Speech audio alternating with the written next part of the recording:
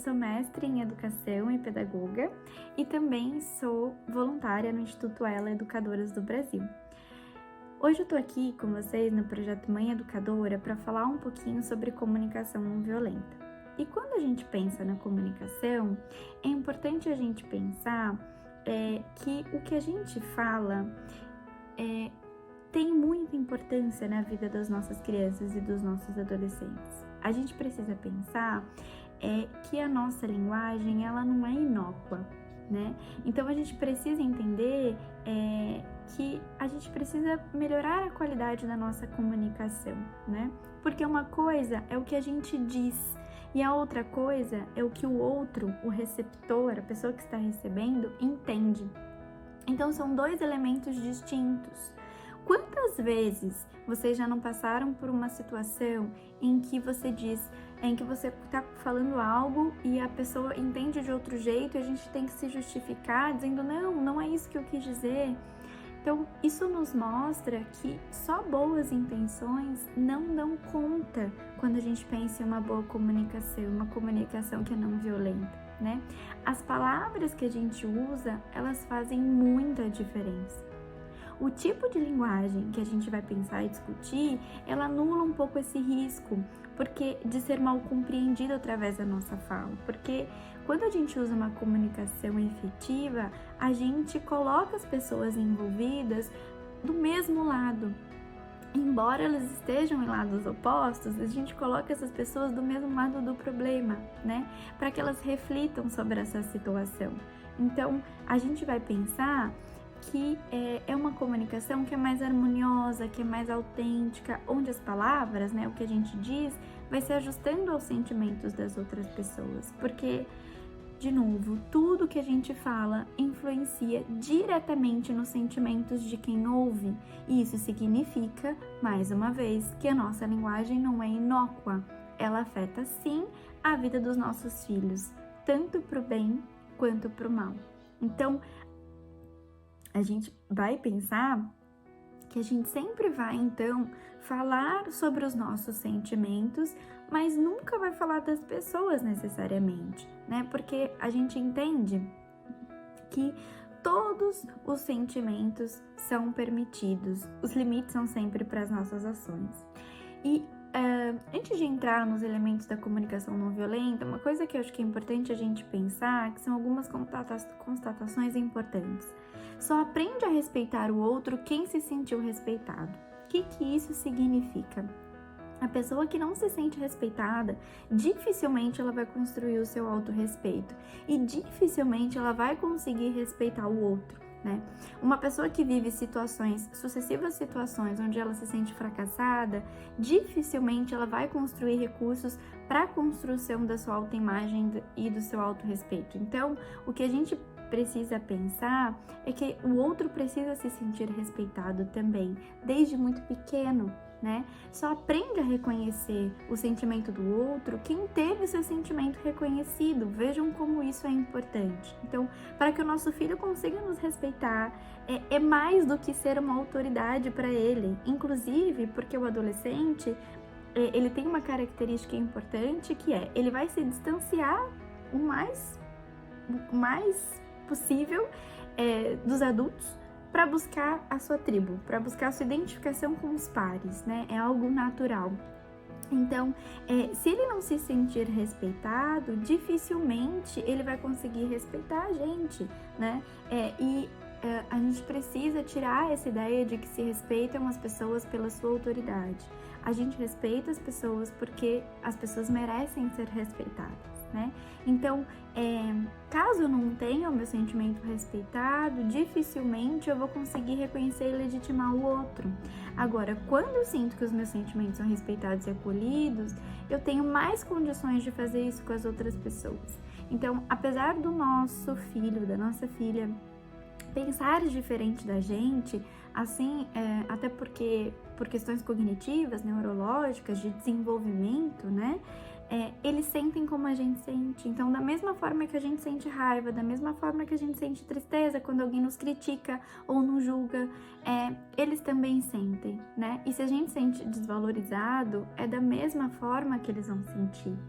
E aí a gente precisa pensar que a gente não é responsável pela felicidade dos nossos filhos, mas sim pela formação do caráter. Então, o limite é importante também para os adolescentes. Significa que as pequenas frustrações, elas são importantes, né? Mas a gente não pode abrir mão de validar os seus sentimentos, né? Não existem sentimentos bons ou ruins, certos ou errados ou proibidos. Todos são legítimos. Todos devem ser reconhecidos e legitimados. Os limites, eles são sempre para as ações, né? Então, a gente precisa reconhecer os sentimentos, porque tudo bem a gente sentir raiva, tudo bem a gente ficar chateado, tudo bem a gente ficar bravo. Eu mostro que os sentimentos são considerados importantes. Tudo bem eu querer ficar irritado e bater em alguém. Eu só não posso bater, né? Então, as limitações, elas devem ser sempre enunciadas numa linguagem que não tire o autorrespeito do nosso adolescente, né? E é importante, então, a gente pensar que a gente tem responsabilidade e que a gente tem muito cuidado com a linguagem que a gente transmite, porque antes de alcançar a mente, a gente precisa alcançar o coração das pessoas, né? Claro que a nossa intenção não é ferir, mas dependendo de como a gente fala, a gente acaba ferindo, né? Exprimir os nossos sentimentos falando da situação e não do caráter ou da personalidade dos nossos adolescentes. Por exemplo, como você é terrível, de novo você tá fazendo isso, nossa, você é um santo, né? Isso vai falar da personalidade e não da situação. Então, ao invés de dizer, nossa, esse quarto tá um chiqueiro, tá tudo sujo, como você é porco, eu posso dizer, veja, eu tô vendo sujeira no seu quarto, é preciso que seja limpo. Então, eu não estou criticando a personalidade dele, mas eu tô dizendo da situação, eu tô descrevendo a situação. Então, essa forma de comunicação é justamente uma forma onde a gente fala sempre da situação e não da personalidade ou do caráter, né? Então, a gente usa uma linguagem que é uma linguagem descritiva, né? Quando a gente não usa palavras de acusação, ou sermão, ou ataque, a pessoa não vai querer se defender, porque a primeira coisa que a gente faz com a outra pessoa, quando a gente usa uma linguagem que é de ataque, de acusação, é se defender, né? Quando a pessoa se sente atacada, ela tenta se defender, se justificar. E essa linguagem de acusação, ela não contribui para a melhor conduta ou personalidade da criança ou do adolescente, mas ao contrário, vão incitando mais sentimentos de ódio, de desvalorização, de baixa estima, né? De forma intencional ou não, a gente jamais deveria diminuir a importância do nosso adolescente diante de si e diante dos outros, né?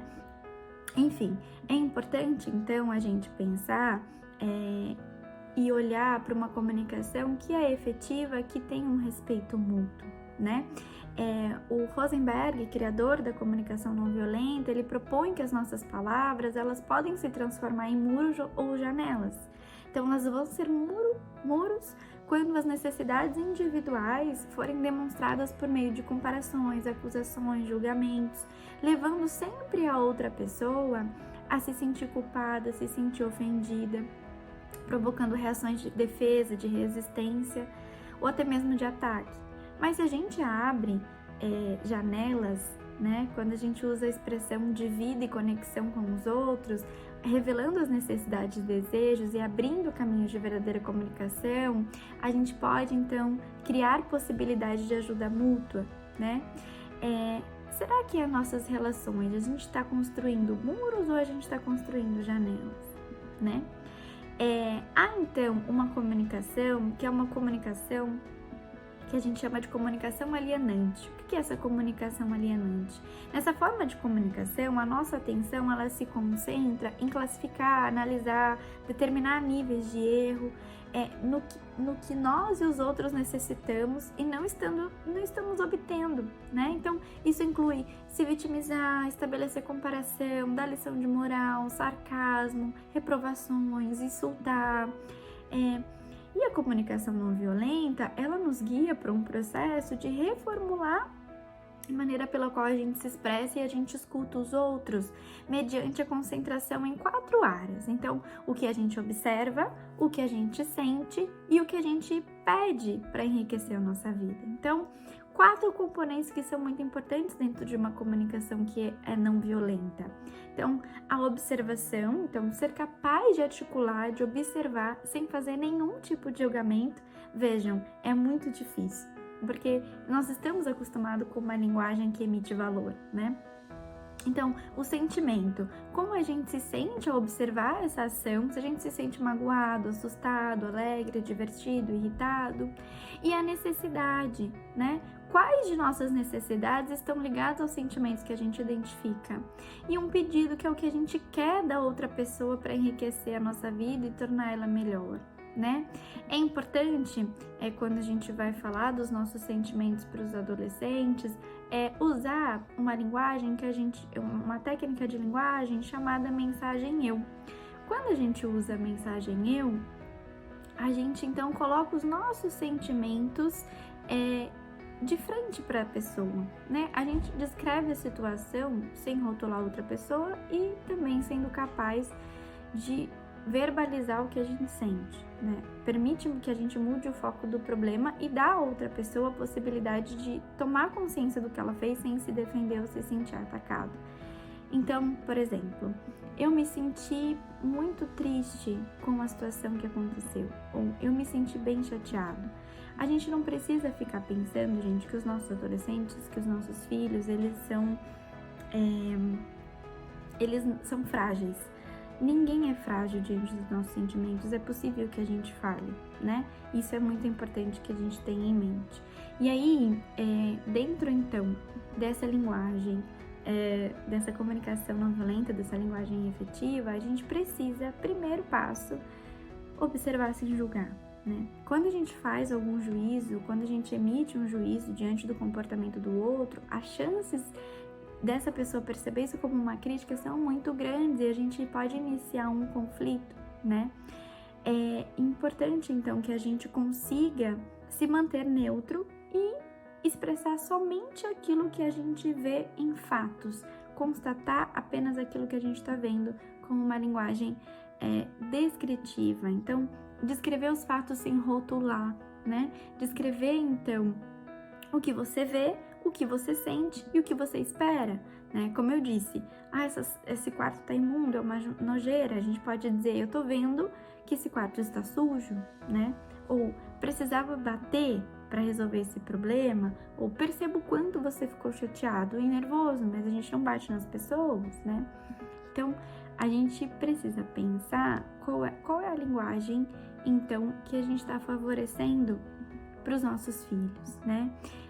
E aí a gente precisa analisar se a gente está criando mais muros com os nossos adolescentes ou se a gente está abrindo janelas. Bom, espero ter aguçado um pouquinho aí a curiosidade de vocês sobre a comunicação não violenta. Eu acho que é válido a gente pesquisar e se orientar um pouco mais para que o respeito mútuo esteja sempre baseado nas nossas relações. Um abraço!